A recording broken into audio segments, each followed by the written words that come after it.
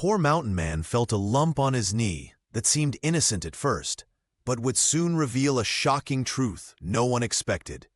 The quiet life in the mountains hid secrets beneath the skin, waiting to burst forth in ways that would change everything. Before we begin, make sure to subscribe to the channel and comment where you're watching from. John Smith trudged up the final stretch of Pine Needle Path, leading to his weathered cabin, each step sending jolts of pain through his right knee. The mountain air bit at his exposed skin, carrying the promise of an early frost as dusk painted the Appalachian hills in fading purple light. For weeks now, the mysterious lump beneath his skin had grown from a minor irritation to a constant torment, forcing the solitary hunter to adapt his gait into an awkward hobble. "Just a bit further," he muttered to himself, a habit born of 10 years of solitude since Maria's passing. The thought of his wife sent the familiar ache through his chest, a pain far deeper than any physical ailment could match. The cabin appeared through the trees, a humble silhouette against the darkening sky. Smoke from this morning's fire had long since disappeared, leaving the structure looking as abandoned as John sometimes felt. He pushed open the wooden door, its hinges protesting with a creak that echoed through the single-room dwelling. Inside, the hunter moved through his evening routine with practiced efficiency despite his throbbing knee. He hung his empty traps on rusted hooks by the door. Another day without game, another sign his body was betraying him. The floorboards groaned beneath his weight as he crossed to the stone fireplace, where he carefully arranged kindling and logs from the diminishing woodpile. Once flames licked hungrily at the dry wood, John reached for the oil lamp on the rough-hewn table. The soft glow pushed back the encroaching darkness, casting long shadows that danced across bare walls once adorned with Maria's simple decorations.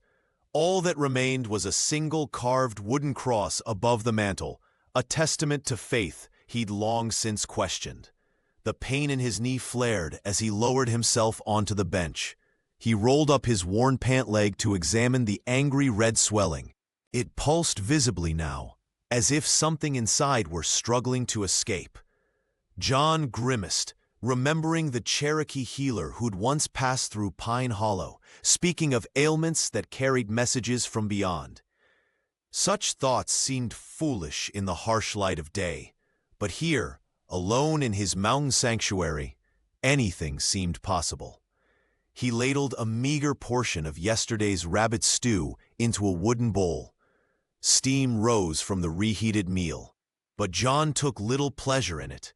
Each bite was mechanical, sustenance rather than satisfaction. The cabin's silence pressed in around him, broken only by the crackling fire and his labored breathing. As darkness claimed the mountains completely, John Smith sat alone with his pain, both the sharp, insistent throbbing in his knee and the hollow ache of a life half-lived, haunted by memories of everything he'd lost. The pain in John Smith's knee had become unbearable. Sleep eluded him as he tossed on his straw mattress, the rough wool blanket offering little comfort against the chill that had settled in his cabin. Outside, an owl hooted mournfully, its call echoing through the Appalachian night. Finally surrendering to his discomfort, John sat up and lit the oil lamp beside his bed. The weak flame cast long shadows across the weathered floorboards as he carefully rolled up his pant leg. What he saw made his breath catch. The lump had grown since morning, angry, swollen, and an unnatural shade of crimson that pulsed with each heartbeat. "Lord have mercy," he whispered, his calloused fingers hovering over the inflamed skin. Years of hunting had hardened him to the sight of blood and injury, but this was different. This was his own flesh betraying him. With a hunter's resolve, John pressed gently around the edges of the swelling. A sharp pain shot through his leg, then suddenly, the skin split. He braced himself for blood, for the familiar rush of warmth that accompanied any wound. Instead, something solid pressed against the opening. "What in heaven's name?" His voice trembled as he peered closer. Using 2 fingers, the hunter carefully extracted a small object from the wound. Not pus, not blood, but a tiny bundle wrapped in aged rawhide, no bigger than his thumb. Intricate beadwork in blue, white, and black patterns glinted in the lamplight. John recognized the craftsmanship immediately, memories flooding back of trading with Cherokee families who once passed through these mountains. His hand shook violently as he held the strange object. The bundle seemed impossibly dry, as though it had never been embedded in flesh at all. More bewildering still, the moment it left his body, the throbbing pain that had plagued him for weeks simply vanished. The angry red swelling began to recede before his eyes. John touched his knee again, pressing firmly where agony had lived just moments before. Nothing, not even tenderness, remained. Only a small, clean slit in his skin that looked weeks old rather than seconds. "Impossible," he muttered, turning the bundle over in his palm. The solitary man sat frozen on the edge of his bed, the mysterious object cradled in his rough hands. In the silence of his mountain cabin, the weight of 10 years' solitude pressed down upon him. Since Maria's death, John had felt nothing but grief and pain. Now this inexplicable event had awakened something long dormant within him, a hollow wonder he couldn't name, but which felt strangely like the first stirrings of hope. The embers cast long shadows across the cabin floor as John Smith unwrapped the mysterious bundle with trembling fingers. The rawhide covering fell away to reveal an intricate pattern of beadwork, blue like mountain streams, white like winter snow, and black like the deepest night. The hunter recognized it immediately as a Cherokee medicine charm, something sacred and powerful that had somehow become embedded beneath his skin. Such objects were meant to be guarded with reverence, passed through generations with ceremony and prayer, not lost inside a stranger's flesh.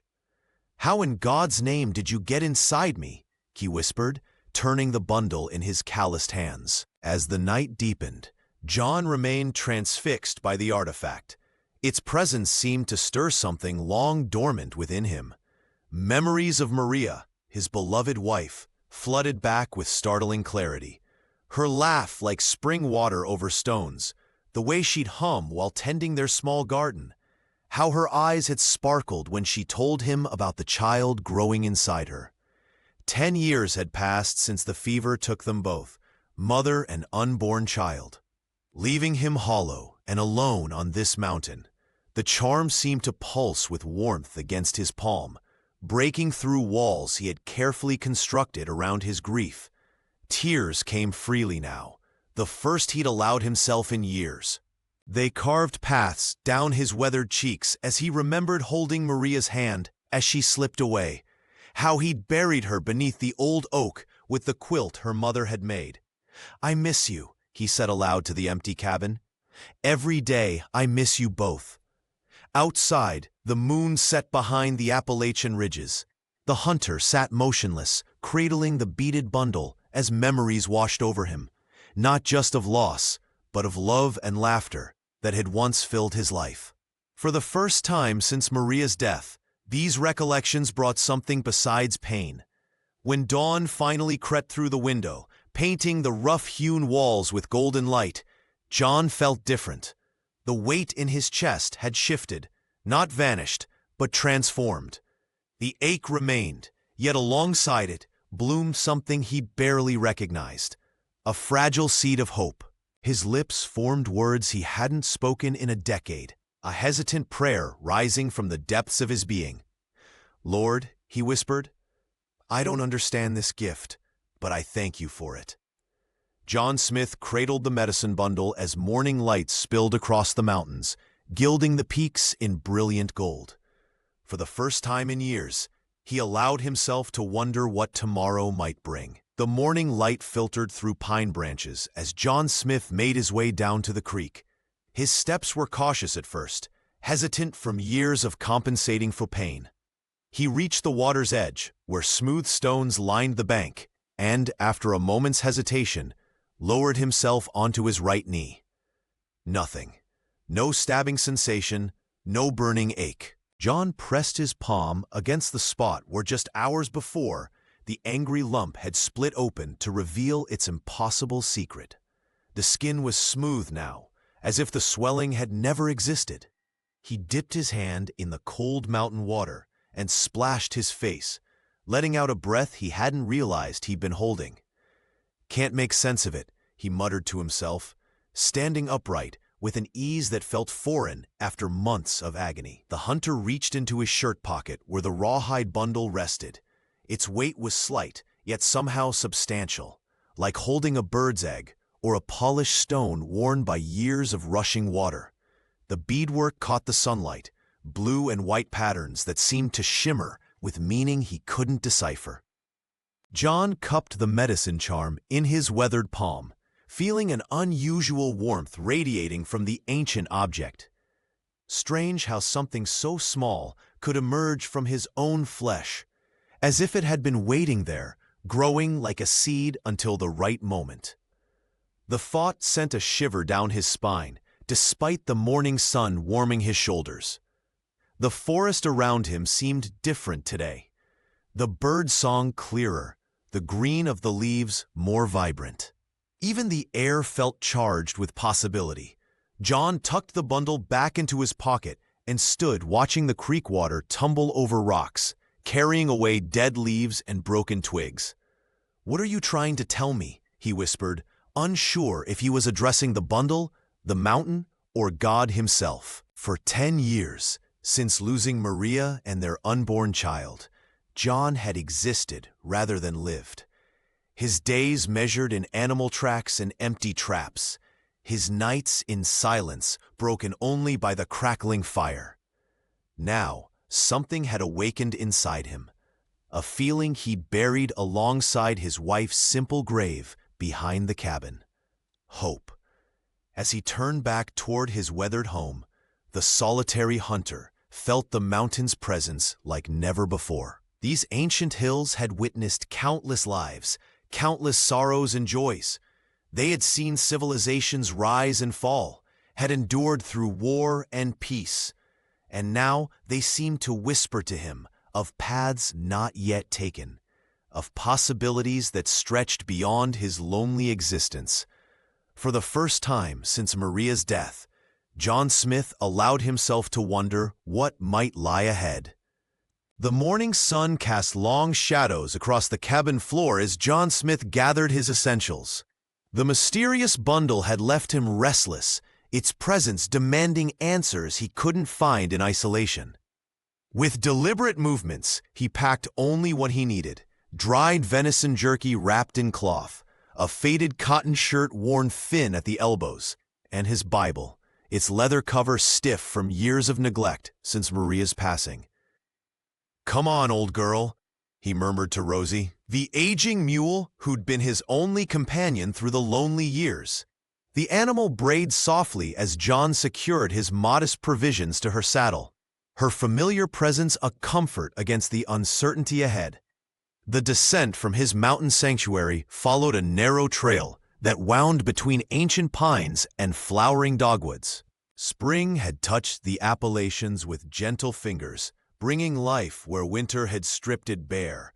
As hooves crunched over fallen pine needles, John found himself ambushed by memories. Maria's laughter echoing through these same woods, her hand in his as they'd planned their future.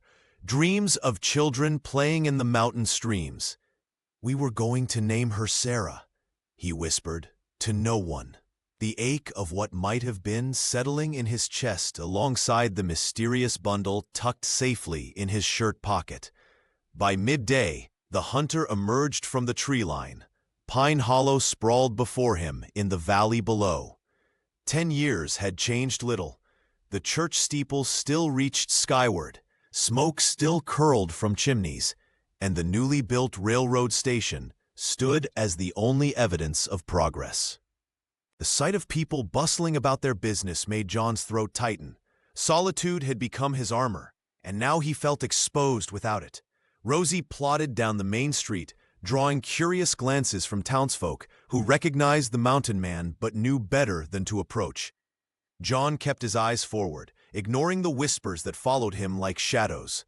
The weight of human attention pressed against him more heavily than any physical burden he'd carried. Johnson's boarding house stood at the edge of town, its white clapboard exterior freshly painted, window boxes bursting with early spring flowers. The proprietress had always been kind to him, even after grief had turned him wild with anger. John tied Rosie to the hitching post, patting her neck reassuringly before climbing the 3 wooden steps to the porch. Just one night, he promised himself, hand hesitating on the brass doorknob. Just answers, then back to the mountain. But as he stepped inside, the warmth and scent of baking bread stirred something long dormant in his soul, a hunger not for food, but for human connection he'd denied himself for far too long. The long oak table at Mrs. Johnson's boarding house stretched beneath the dim glow of oil lamps. John Smith sat uncomfortably at the far end, painfully aware of the curious glances thrown his way. His weathered hands remained close to his shirt pocket, where the mysterious bundle rested against his chest like a secret heartbeat. "Ain't seen you down from that mountain in years," Tom Davis remarked, passing a basket of cornbread. The freight agent's eyes narrowed with undisguised curiosity. "That knee giving you trouble? You're favoring it something fierce." John reached for the bread, careful to keep his movements measured. "Just an old injury acting up," he muttered, avoiding the freight agent's probing gaze. Mrs. Johnson, a kindly woman with silver-streaked hair, placed a steaming bowl of stew before him. "Eat up now. Mountain air makes for hungry men," she said, her voice gentle, but her eyes lingering on the unusual bulge in his pocket. The other boarders, 3 railroad workers and a traveling salesman, whispered among themselves. John could feel their speculation like a physical weight. He'd grown unaccustomed to company during his years of solitude, and now the chatter and scrutiny made his skin crawl. "Heard tell the railroad's pushing further into the hills," one worker commented, not quite addressing John directly, but clearly fishing for a reaction. The hunter merely nodded, focusing on his meal. The bundle seemed to pulse against his chest, as if responding to the tension in the room. When Tom Davis pressed again about what business brought him to town, John offered only that he needed supplies and would be gone by morning.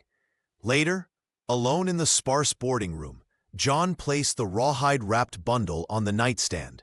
Its beadwork caught the moonlight streaming through thin curtains. Blue and white patterns seeming to shift and dance. He touched it gently, wondering what strange fate had embedded this sacred object beneath his skin.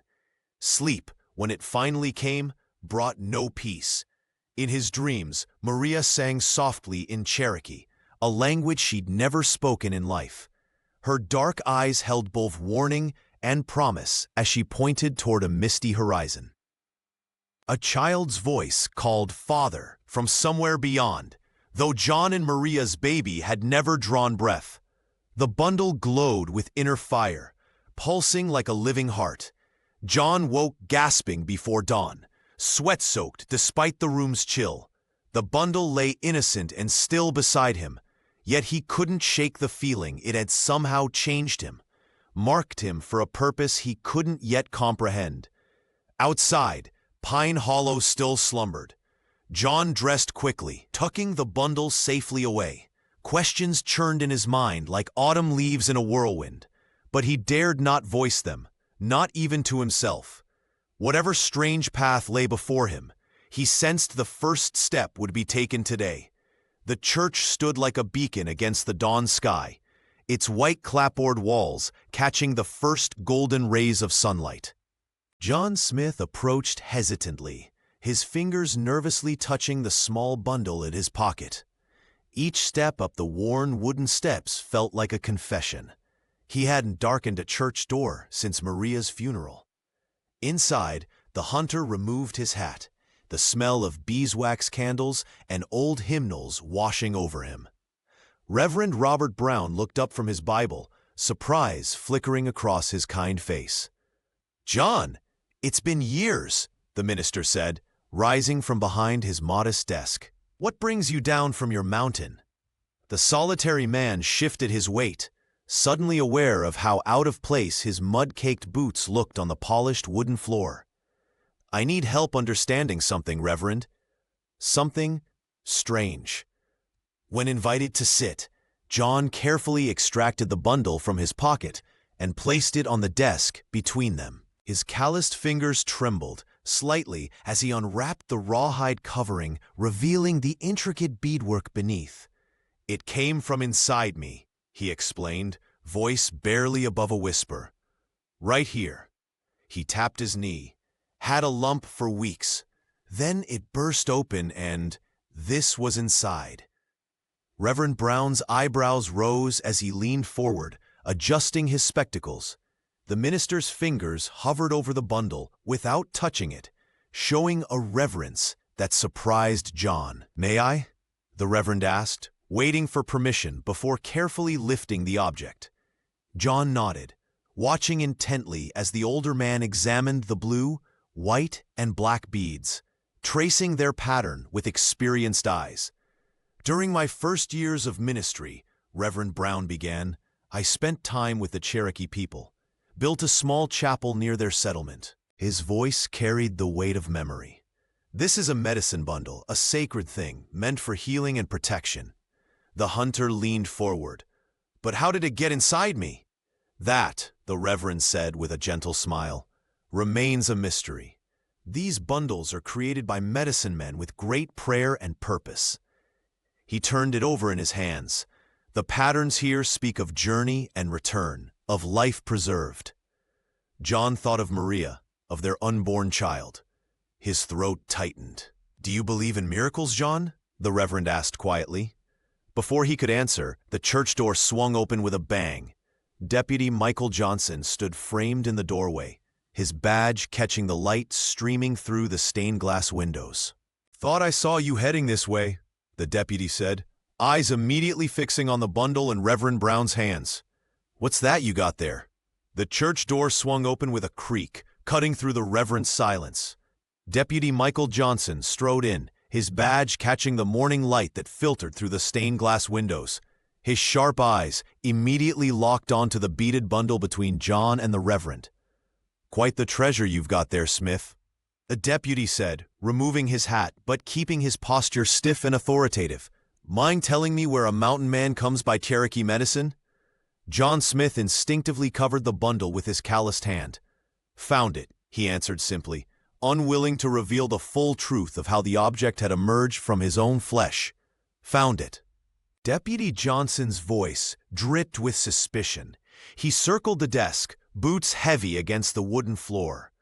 "Folks are talking, you know. Some say you've taken up with Indian ways, witchcraft even."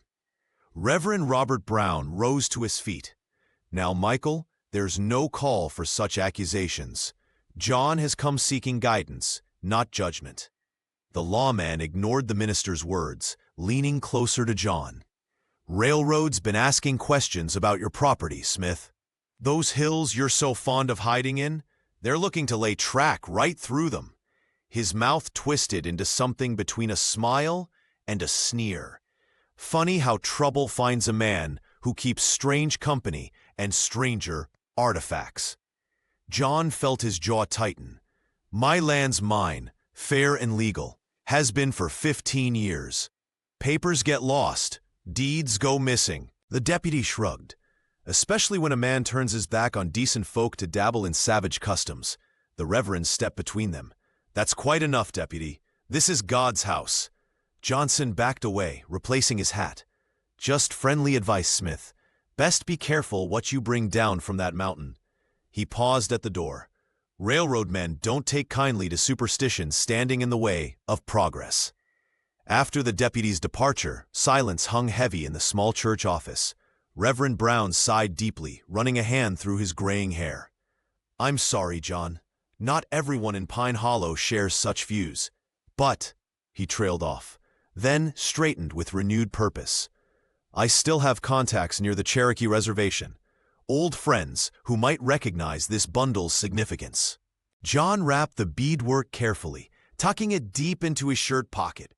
The weight of it seemed heavier now, a burden rather than a blessing. "I never asked for this," he said quietly. "It was just pain. Then, this." He gestured vaguely at his pocket. "Perhaps that's precisely why it came to you," the Reverend replied. "God works in mysterious ways." As John left the church, he felt eyes following him from windows and doorways. His private miracle had somehow become a public threat, and the mountain cabin that once represented isolation now seemed like the only safe haven left. Word of John Smith's mysterious bundle spread through Pine Hollow faster than a summer wildfire. By midday, clusters of townsfolk gathered at street corners, their hushed conversations falling silent whenever he passed. Outside the general store, 3 women clutched their shawls tighter, eyeing him with a mixture of fear and fascination. "Indian magic," whispered one elderly man to his companion as John walked by. "Heard it came right out of his flesh. Ain't natural." The hunter kept his head down, feeling the weight of their stares. What had been a private miracle now seemed a public spectacle. At the saloon, where he stopped only for a moment's respite, conversations halted abruptly. Tom Davis, normally talkative, barely acknowledged him with a curt nod before turning back to his drink. Most troubling were the railroad men who'd arrived just days earlier. They huddled near the courthouse, occasionally glancing toward John with calculating eyes. One man in a fine suit, clearly their leader, made notes in a small leather book while another pointed toward the mountains where John's cabin stood. "They've been asking about your deed," Reverend Brown warned when John sought refuge in the church that afternoon. "Mr. Miller's been telling folks the railroad needs that pass through your property. This situation gives them convenient timing." John ran his weathered hand through his hair. "I've done nothing wrong. This bundle found me, not the other way around." The Reverend nodded sympathetically. "Truth isn't always what matters in these situations. Be careful, my friend." That evening, Mrs. Johnson served dinner with a tight smile, her usual warmth dimmed by the whispers that had reached even her boarding house. The other guests ate quickly and departed, leaving John alone at the long table. "Don't mind them," she said softly, collecting plates. "People fear what they don't understand." Later, in the solitude of his rented room, John sat on the edge of his bed. Moonlight streamed through thin curtains, illuminating the bundle in his palm. The beadwork caught the silver light, patterns shifting like living things. 10 years he'd spent in isolation after Maria's death, grief his only companion. His solitude had been both punishment and protection. Now, that same isolation left him vulnerable. No allies, no defenders, just a mountain man with a mysterious object that scared people. "Why now, Lord?" he whispered, turning the bundle in his fingers. "Why send this blessing when it brings nothing but trouble?" The bundle remained silent in his hands, its purpose as mysterious as the pain that had delivered it. Outside, a dog barked in the distance. John tucked the bundle safely into his shirt pocket, close to his heart, and prepared for whatever morning might bring. The next morning, a weathered wagon rattled into Pine Hollow, its wooden wheels creaking under the weight of desperation. John Smith watched from the boarding house porch as the vehicle came to a stop near the town well. A woman with long black hair and determined eyes climbed down, cradling a boy who trembled despite the warm spring air. "That's Anna Oliveira," Mrs. Johnson whispered, appearing at John's side. "Cherokee woman from beyond the ridge. Her boy Pedro's been sick for months now." John observed the pair with growing curiosity. The woman's movements were deliberate, her eyes scanning the gathered townsfolk until they locked with his. Something in her gaze made his hand instinctively move to his shirt pocket, where the medicine bundle rested. Anna approached him directly, her son's frail body pressed against her chest. "You have it, don't you?" she asked, her voice low but steady. "The medicine bundle with blue and white beadwork." The hunter stepped back, startled. "How could you know that?" "Dreams," she replied simply, "and whispers from those who saw you show it to the Reverend." Her eyes glistened with unshed tears. "It belonged to my husband, a healer. Soldiers took it when they forced us from our land, the same day he died protecting our people. Pedro coughed violently, his small frame shaking with each painful breath. The boy's face was flushed with fever, his eyes glassy and unfocused. "He's been this way since winter," Anna explained, her voice breaking. "Nothing helps. Then I heard about a man with my husband's lost bundle." Townsfolk had gathered now, forming a loose circle around them. Deputy Johnson stood at the edge, his hand resting on his holster, watching with narrow eyes. John hesitated only briefly before pulling out the rawhide-wrapped bundle. "It came from inside me," he said quietly. "Right here." He touched his knee. Anna nodded as if this made perfect sense. The medicine finds its way. Pedro's eyes suddenly focused on the bundle. With surprising strength, the boy reached out, placing his small hand directly on John's knee.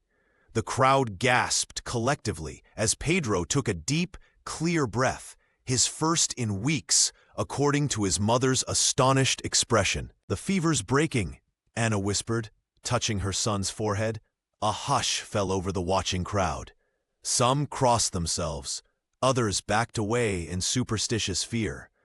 But John saw only the boy's eyes clearing and the mother's face transforming with hope. Deputy Johnson spat on the ground. "Indian magic," he muttered, but even he couldn't deny what they'd witnessed.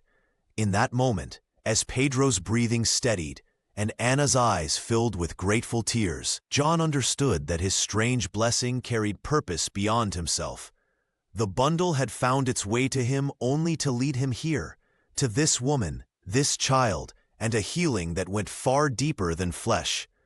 In the shade of the church porch, Anna Oliveira's voice trembled as she revealed the truth behind the mysterious bundle. Her dark eyes, weathered by years of hardship, held John Smith's gaze with unwavering intensity. "My husband was not just any man," she explained, her fingers tracing the intricate beadwork. "He was a respected healer among our people. When the railroad first came through these mountains, they wanted our settlement land. They didn't ask, they demanded." John listened intently, the weight of her words settling into his bones. The bundle seemed to pulse between them, connecting their separate griefs into something shared. "He tried to negotiate peace," Anna continued, her voice breaking. "Thought he could reason with them. But she paused, shielding Pedro from the harshest details. "They silenced him. In the chaos, his medicine bundle disappeared. We believed it stolen or destroyed, a final insult to our loss." Pedro leaned against his mother, his thin frame still weak from fever. The boy's eyes, however, shone with quiet strength as he reached toward the bundle. "How it found its way into your flesh," Anna whispered, "that is beyond understanding. Our elders would call it the Great Spirit's design." John ran his calloused hand over his knee, remembering the searing pain that had brought him here. "I never believed in such things," he admitted. "Not since Maria passed. Yet here we are." The widow replied simply. Deputy Michael Johnson appeared at the church steps, his badge catching the afternoon light. "Quite a story you're spinning, ma'am," he said, tipping his hat with mock politeness. "Indian magic and mysterious bundles? Folks around here might not take kindly to such talk." John stood, positioning himself between the lawman and Anna. "These people need help, Deputy. That's all that matters. These people," Johnson emphasized, "aren't from around here, and you'd do well to remember where your loyalties should lie." He lowered his voice. "Railroad men are still interested in that mountain property of yours. Wouldn't want them thinking you've gone native." After the deputy departed, John turned to Anna and Pedro. "I don't have much," he said, "but what I have is yours. We'll figure this out together." Anna's eyes welled with tears. "The bundle chose you for a reason." John nodded, feeling the burden of purpose settle across his shoulders. This strange twist of fate had given him something he'd lost years ago, a reason to fight, to protect, to live for something beyond his own grief. "Then I won't let it down," he promised, as Pedro's small hand found his, sealing a bond that transcended blood and history. John Smith loaded his few provisions onto Rosie, the faithful mule, while Ana Oliveira carefully settled her son Pedro in the wagon bed. Mrs. Johnson appeared at the boarding house door, a cloth-wrapped bundle in her weathered hands. "Some biscuits for your journey," she offered, her eyes kind despite the whispers that had filled her establishment since Anna's arrival. "The mountain gets mighty cold at night." John nodded gratefully. "Much appreciated, ma'am." They departed Pine Hollow under the scrutinizing gaze of townsfolk who gathered in small clusters, their expressions ranging from curiosity to open hostility. Deputy Michael Johnson watched from the jailhouse steps, his hand resting meaningfully on his holster. The winding trail up the mountain offered solitude and safety. As Rosie plodded steadily upward, Anna sat beside her son, pointing out medicinal plants that grew along the path. "My husband could identify every healing root and leaf in these mountains," she explained, her voice soft with remembrance. "The settlers called him a witch doctor, but the Cherokee people knew him as a healer who walked between worlds."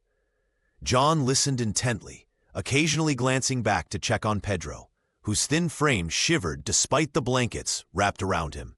The boy's eyes, however, remained bright and alert, taking in the forest with wonder. Maria loved these woods, John found himself saying, the words emerging after years of silence. She'd collect wildflowers and hang them from the cabin rafters, said they brought the outside in. He paused, swallowing hard. She was 7 months along when the fever took them both. Anna reached across the wagon seat, her fingers briefly touching his arm. "Our sorrows speak the same language, even if our worlds are different." By midday, they reached the weathered cabin. John helped Pedro inside while Anna gathered kindling for the fire. The boy's breathing came labored after the journey, his fragile health a constant reminder of life's precariousness. "You'll take my bed," John insisted, already arranging his blankets on the floor. "I sleep better under the stars anyway." That evening, as flames danced in the hearth, Pedro's cough eased. Anna brewed a tea from herbs in her medicine pouch, and color gradually returned to the boy's cheeks. John watched them, feeling something unfamiliar stir in his chest, a protective instinct he thought had died with his family. "Tomorrow we'll fix that loose shutter," he said, nodding toward the window. "Make this place proper for winter." Anna smiled, understanding what remained unspoken. In this simple cabin, far from prying eyes and judgment, 3 broken souls had found an unexpected sanctuary, each day together a gift none had dared hope for. The mountain cabin transformed under Ana Oliveira's gentle touch. Morning light filtered through the weathered windows as she carefully arranged dried herbs along the rough-hewn table. Steam rose from an iron pot where willow bark simmered, filling the small space with a medicinal aroma that seemed to chase away the lingering shadows of loneliness. "This will ease the pain," Anna explained, pouring the amber liquid into a clay cup. Her skilled hands moved with practiced grace, revealing years of healing wisdom passed through generations. "My husband taught me that nature provides everything we need if we know where to look." John Smith watched intently, his calloused fingers tracing the edge of the medicine bundle that had so mysteriously emerged from his own flesh. The hunter had spent years alone with his grief, but now found himself eager to learn these ancient remedies. "The echinacea strengthens the body's fight against sickness," she continued, hanging bundles of purple-flowered plants alongside fragrant sage and delicate yarrow from the cabin rafters. The herbs swayed gently in the draft, casting dancing shadows across the wooden floor where Pedro sat wrapped in blankets. The boy's fever had broken, but weakness still clung to his small frame. His dark eyes followed John as the mountain man retrieved a pair of worn moccasins from beside the hearth. Thread and needle in hand, John began mending the frayed edges with surprising dexterity. "My Maria taught me to stitch," he said softly, answering the unasked question in Anna's eyes. "Said a man who could track and hunt should be able to mend his own clothes."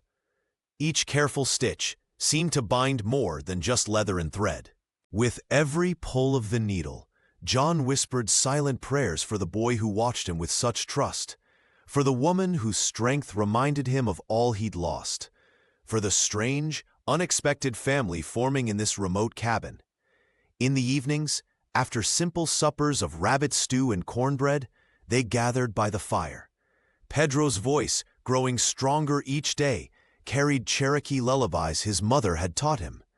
Anna shared stories of her people's wisdom, while John eventually found courage to speak of Maria and the child they never had. "I never thought to have this again," the hunter admitted one night, his voice rough with emotion as Pedro dozed against his shoulder. "Someone to care for, someone who might care for me." Anna's hand found his in the firelight. "Sometimes healing comes from the most unexpected places," she said, glancing at the medicine bundle hanging above the mantel. "Like a wound that brings forth not pain, but purpose." Outside, winter winds howled against the cabin walls, but inside, something fragile and precious was taking root.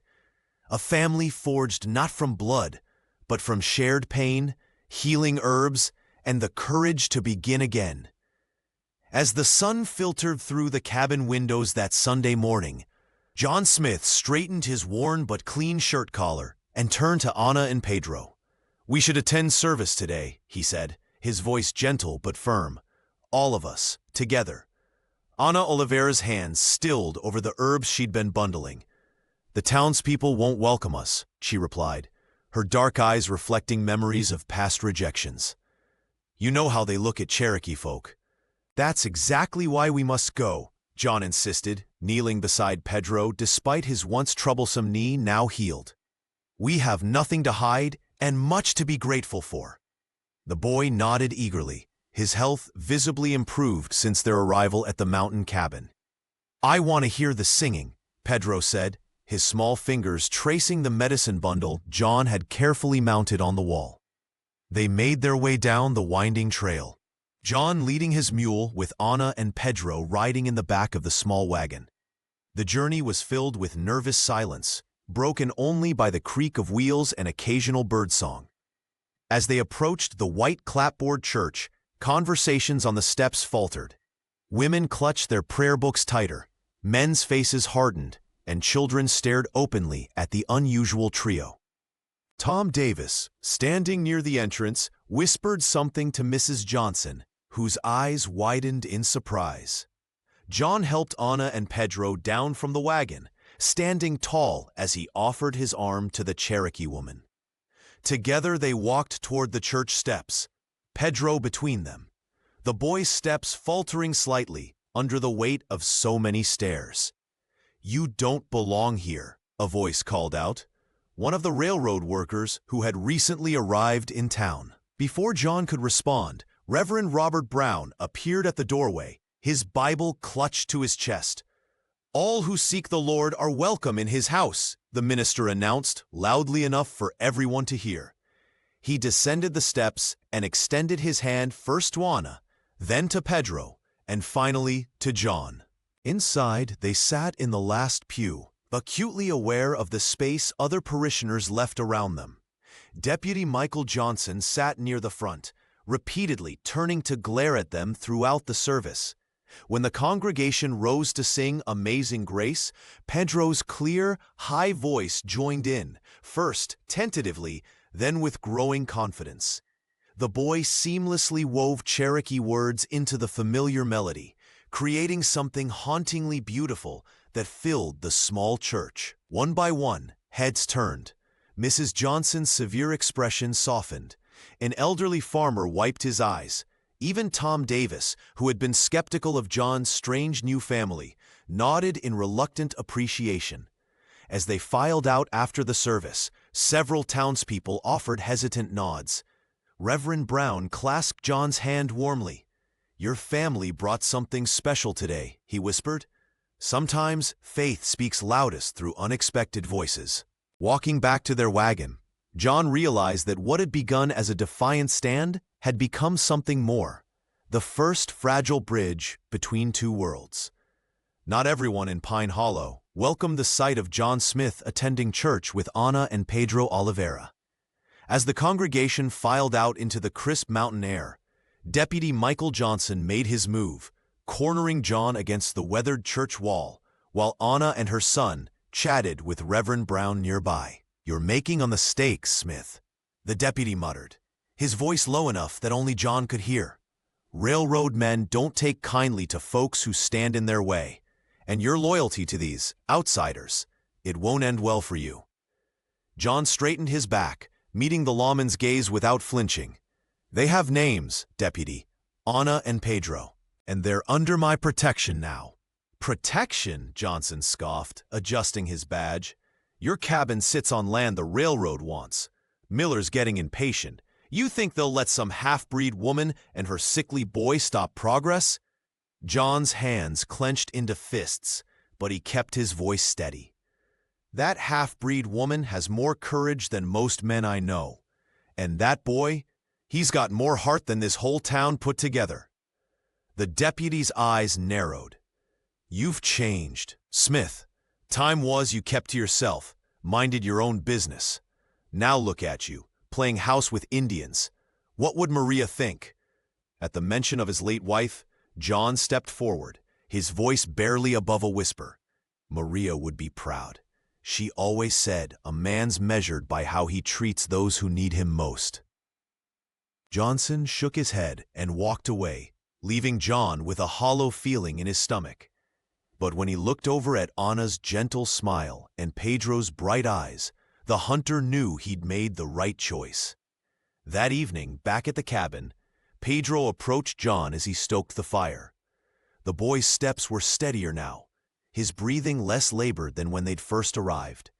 "Mr. John," he said softly, "would you pray with me, like they did in church?" John hesitated, his hands stilling on the iron poker. It had been years since he'd prayed properly, not since Maria and their unborn child had been taken from him. But looking into Pedro's hopeful face, he couldn't refuse. "I'd be honored," he replied. Ana joined them by the hearth, and the three knelt together on the rough wooden floor. John's voice was halting at first, but grew stronger as ancient words of faith returned to him.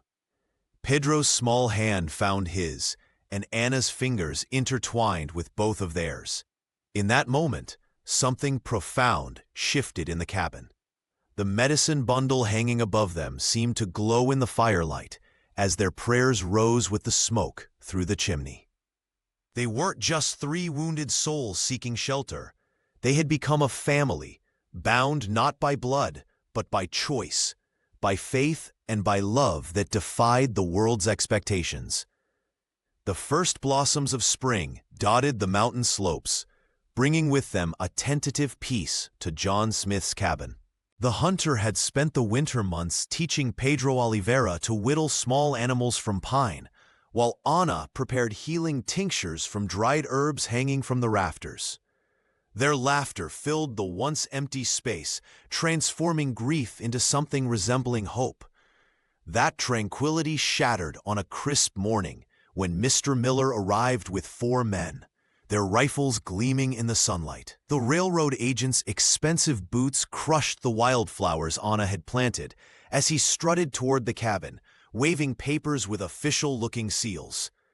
"Your deed was never properly recorded with the county," Miller announced, his voice carrying the practiced authority of someone accustomed to taking what he wanted. "Railroads got legitimate claim to this parcel. You have 3 days to vacate." John stood in the doorway, one hand protectively guiding Pedro behind him. "My father built this cabin. I've paid taxes on this land for 15 years. Miller's smile never reached his eyes. "Funny how records get lost. 3 days, Smith. Then we start construction whether you're gone or not." Ana stepped forward, her voice steady despite her trembling hands. "This is our home. The law protects." "Law protects legitimate citizens," Miller interrupted, his gaze dismissive as it swept over her Cherokee features. The sound of an approaching horse momentarily lifted John's spirits, until he recognized Deputy Johnson's weathered hat. The lawman dismounted with practiced ease, but his expression carried no comfort. "John Smith," the deputy announced formally, "you're under arrest for inciting unrest against the railroad's lawful business." "What unrest?" John demanded as the deputy produced iron shackles. "I've done nothing wrong." Pedro clung to Anna's skirts, tears streaming down his face as the men forced John's wrists into the cold metal. The boy who had grown stronger through winter now looked fragile again, his progress threatened by this new upheaval.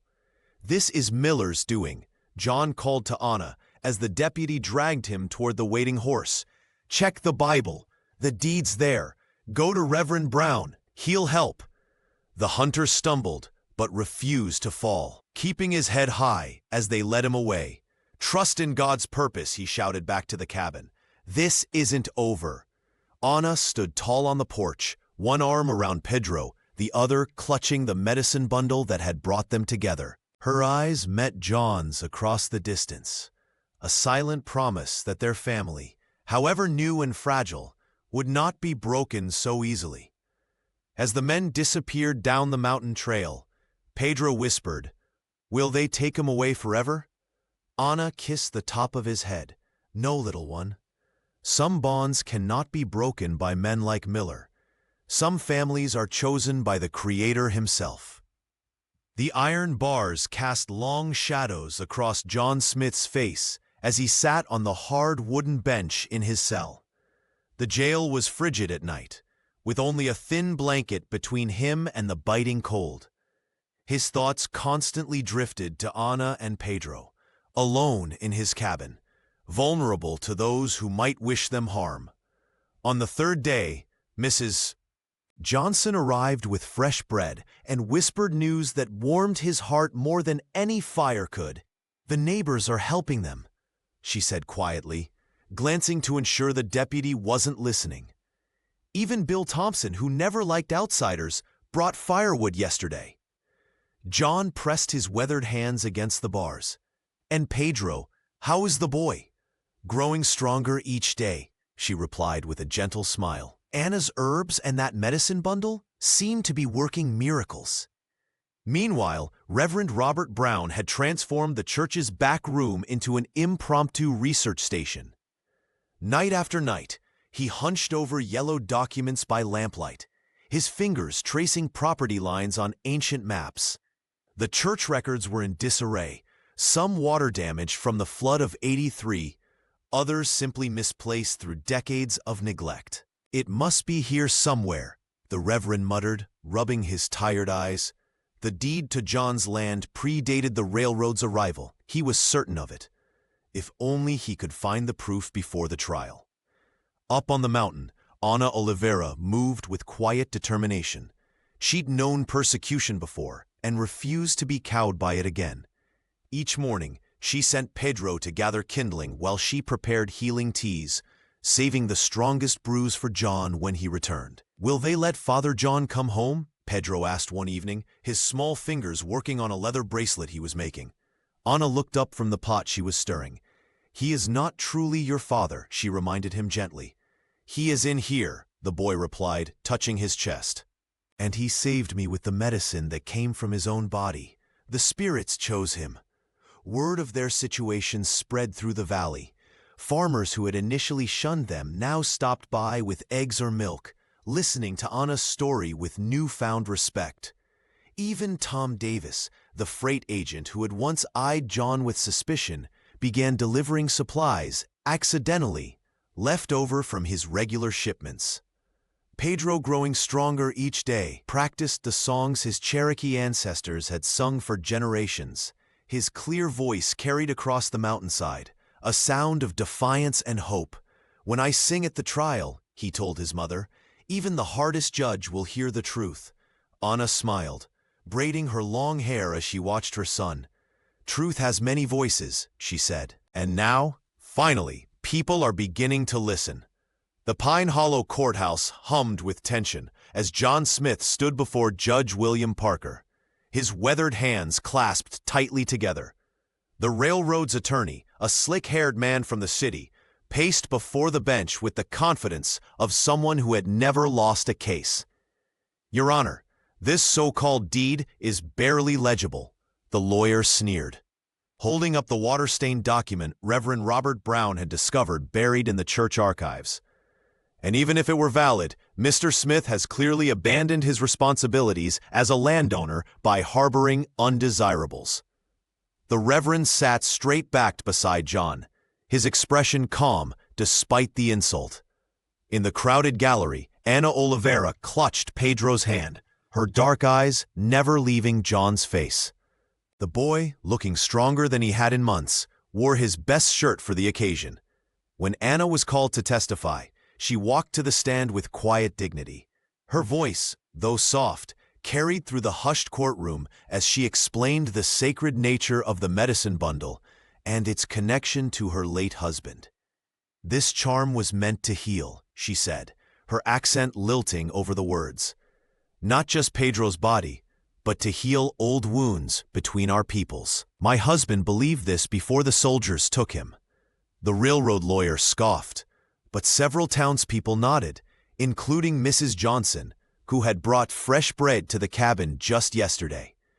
Pedro's testimony came next, his small frame nearly disappearing behind the witness stand. Yet when he spoke of how John had cared for him, teaching him to fish and whittle while respecting his Cherokee heritage, even Deputy Johnson shifted uncomfortably in his seat. "He prays with us," the boy said simply, "and tells me stories about his wife Maria, who went to heaven like my father."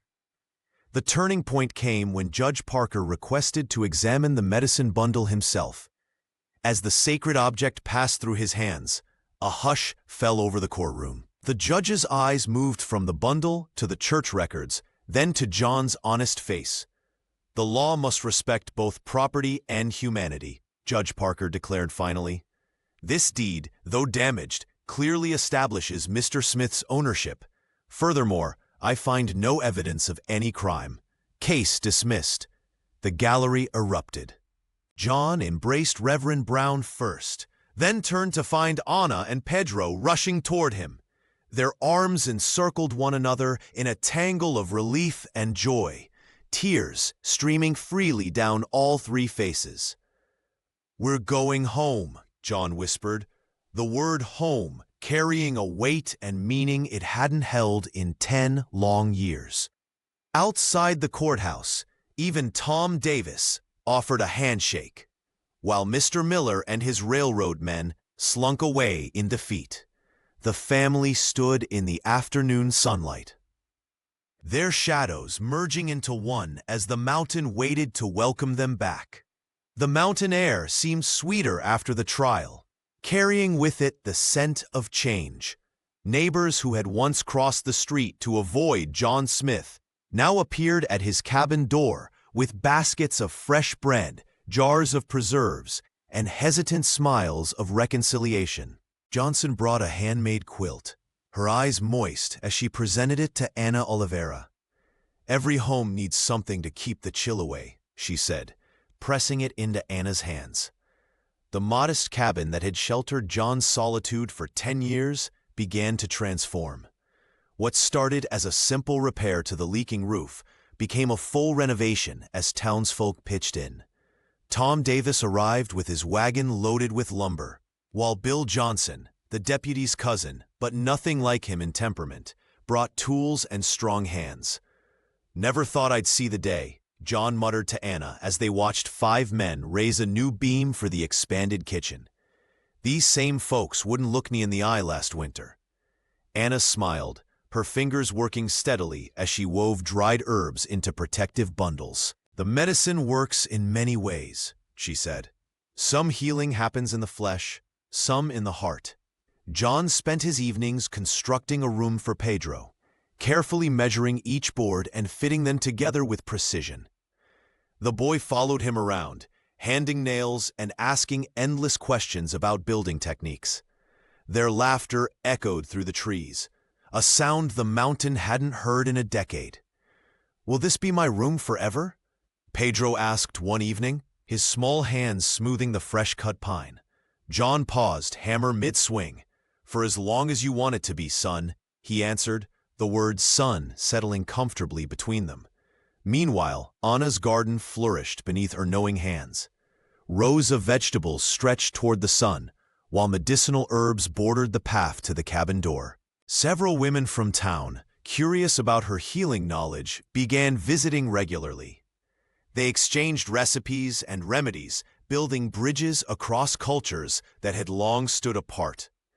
Each Sunday morning, the three of them would dress in their best clothes, John in his freshly pressed shirt, Anna in a dress sewn by Mrs. Johnson, and Pedro in small trousers John had traded for with a family in town. They would ride into Pine Hollow together, the boy perched proudly between them on John's mule. Their entrance into church no longer caused a stir, though some still watched with wary eyes.